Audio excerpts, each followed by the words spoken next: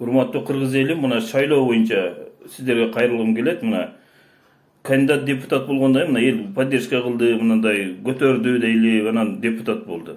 А депутат болуп креслого отургандан ал эл менен байланышпайт. Мына мен практикада өттү, мага депутатка звонок кылыш үчүн баягы дежурный телефондон звонок кылат экенсиң.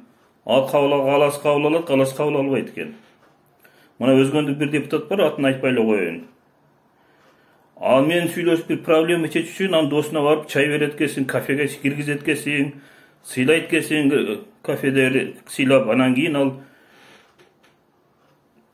звонок кылып депутаттын, анан кабыл алып сен менен сүйлөшөт экен. Бул кандай бюрократия болуп атат.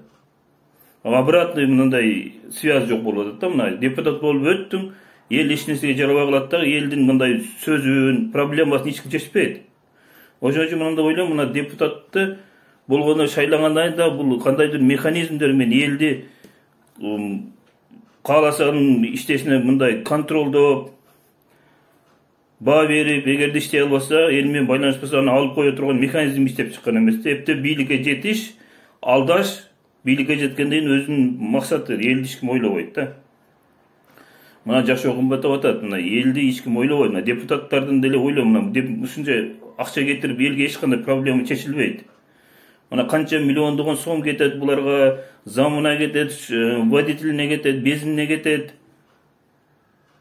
А бул элдин турмушуна болобу шайлоодон кийин? Баягы эле кымбатчылык, эч нерсе проблема чечилбейт. Депутаттар кандайдыр бир саясий күчкө ээ эмес. Алар коркуп мына президентке кошомат кылып, барса чай ичишип, анан кийин булар баягы элдин интересин ойлобойт эч качан. Өзүнүн креслосун ойлоп президентке кошомат кылып, мында бетке түз айткан депутаттар 100дөн бирөө болушу мүмкүн. Ошон үчүн ойлойм, бул элдиге мындай эч кандай депутаттардын акча кетирип, ошо парламентти бакканга кереги жок деп ойлойм. Адан көрө ошо кеткен акчаны элдин ар бирине карточкасына бөлүп берип коюш керек. Булар мына карталарына бөлүп эле ошо жашай берсе элдин турмушу оңолот. Эл мындан ары чыдабайт. Эл базарга түшүп, мына элдин жашоосун көрсөңүздөр, айлык өскөн жок мына. Кымбатчылык бардык жерде.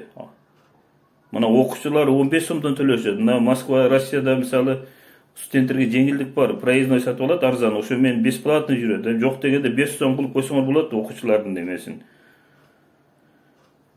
Студенттерди бар, бир үйдө 5 бала болсо, баштык менен барып келсе, бир айда канча акча кетет? Азыр көмүр 5,5 миңге чыгыптыр Кыргызстанда.